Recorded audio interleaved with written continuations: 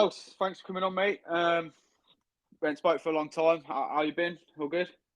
Yeah, it's been a long time, mate. Not away from football. We haven't really. I haven't stopped. Nor have the coaches. I gave them a couple of weeks off, and then obviously we got straight back to it. We give the players a lengthy time off, so they could obviously, if they wanted to move on, because it's always an agreement I have with my lads. If they get opportunities elsewhere, then we will always push them on. Nice. So we give them that opportunity to go speak to other clubs and stuff. Anybody that wanted to stick around, obviously, we were more than happy to keep. And then obviously it was a case of pursuing our targets, because something we don't do, and I don't agree with, is talking to players during the season when they're at other clubs. One, obviously, it's an illegal approach anyway, but although it does go on quite a lot, but it's not something that I'm particularly keen on.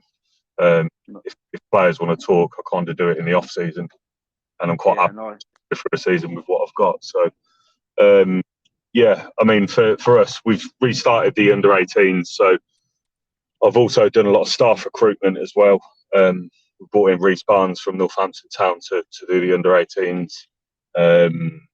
The reserve managers, Joe and Dan Beeman, rightly so, having a well-deserved break from football after 13 years at Irchester. So we brought in Marius, who's a good guy. Formerly was at Budbrook. He does a lot of youth football coaching as well. So he will head up the reserves with his team of coaches. And then obviously we've had departures in the coaching team in the first team. So I'm sure you've seen Callum Legden's gone back to Malta. Yeah. Obviously been presented with an opportunity there that he wanted to explore. And then obviously the other coaches have stuck around, and we've added a qualified UEFA qualified goalkeeping coach in Clark Timpson as well. So Nice. we're in a good place in terms of obviously structure, and that's come with planning and not really having the time off, mate, to be honest. Yeah, nice. Obviously, so looking at pre-season, and how did you get on pre-season? I mean, how many games you had? You had many? We had 6 or 7. So my pre-season schedule for the lads, much to the frustration of the players, has been against higher opposition, and there's reasons for that. I mean, some people might call me mad, willing to go out and get spanked in pre-season games and stuff, but there's always science behind the madness, and a lot of it is cased and geared towards the development of individual players in relation to how we want to play football.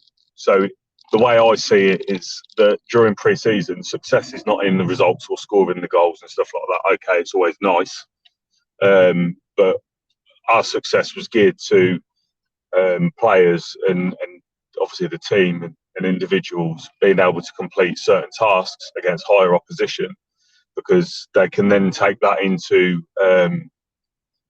the season against opposition that are not quite as high in terms of their playing ability and when their mentalities and stuff. So as an example, if I'm asking a player to continuously, every time he gets the ball, take it on the half turn and drive with the ball, that's the expectation, whether he gives the ball away or not.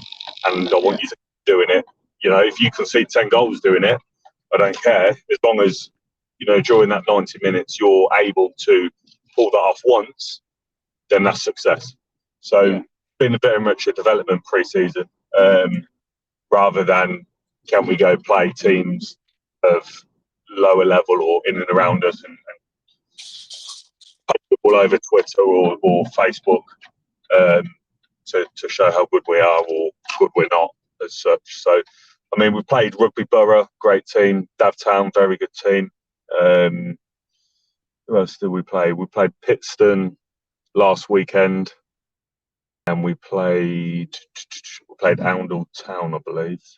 But yeah, it's just been a bit of a mixed bag with youth trialists, under 18s have played in the first team, and reserves and new players. So it's been good. There's been a lot of information to take on board. No, nice. So obviously looking at the new season, then it's a higher division. Obviously we spoke to you before the end of last season. the aim was obviously promotion. The club had to do anything sort of ground grading wise to prepare for this season, or was it already there? No, yeah, we were already structured up. So we, I think, I can't remember what month it was, potentially March, maybe the start of March. I think we'd won a game with 7 or 8 games to go. It was top of the comp. And at that point, we knew that it was mathematically impossible for us to fall out of the promotion spot. Right. And the other teams that are in those promotion spots, we knew couldn't go up. So, again, maybe a bit mad to other managers and stuff, but for me, it then all became about preparation for the season, the following season. So that was upgrading the stronger reserve players that had shown that they may be able to force their way into the first team. Looking at some under 18s, and we kind of went through the rest of the season with, I'd say, a really, really young, fresh squad. And some of the more senior players at that point that weren't staying on didn't really play. So obviously that comes in reflection to results and stuff because you start losing momentum. But it gives me a good keen eye on what to expect for the following season, So yeah, definitely, yeah. I was really happy to be in that position. So looking at your squad now, you say like a few of the senior players are left. Have you added many there to your squad? Yeah, we have added. We've brought in Dwayne Morgan from Blisworth. Obviously, Blisworth's a good successful side. Dwayne was pretty much at the heart of that in the midfield. A very good player, loads of heart. We've managed to secure the signature of Alfie Taylor as well. Obviously, Alfie's played at a very decent level. We played in the Legends game for Russian and Diamonds at the weekend. Just got so obviously a good forward that's come in to add to it. We've got Darrell Wedderburn, who's been playing in the UCL Prem, and then we've got some maybe some unknowns to the league, but some young good prospects that have come in as well to support what we had. Obviously, we've lost a few that have not been invited back by ourselves, and a few that have decided to move on to pastures new as well. So. Right, no, fair play. Obviously, the season starts then, doesn't it, on Saturday? You're at home to Ampthill. Yeah. Have you done much research on them, or are you just are you gonna see how it goes? It's one of them really. I've had a brief look, but I tend not to overlook it too much. So obviously I don't want to sit there and start analysing on YouTube or looking at their social media at pre-season, because I don't think you can read anything into pre-season. We all, as coaches and managers, have different ideas of how we're going to prepare for that. Like I said, mine was more geared towards development, whereas others might go for we want to win and get momentum. So there's not an awful lot to learn from that. Okay, maybe you could probably look at their shape and stuff, but there's no guarantee that teams are going to set up like that. I had a look at how they'd done last year, and they were quite successful last year. I think they finished just outside the playoff spot. So, they're going to be a good side. We're not going to take them lightly, and I wouldn't advise that anybody in this league takes us lightly either, because on our day we can be as good as anybody. I think we've shown that before. But it's one of them. It's a game of football, and whoever turns up is going to win the game ultimately. So we just got to come out, work hard, and everything else will look after itself. I have said to the lads, the first half of this season really can be a bit of a free hit for us, because we don't know anything about any of the teams, and none of the teams know anything about us. No. So until we play the team once, there's not an awful lot that anybody can learn about us, and vice versa for them. Yeah. With that being said, then obviously not knowing much about the teams, and obviously no one knows nothing about you. What have you told your lads, or what have you predicted just for yourselves to achieve this season?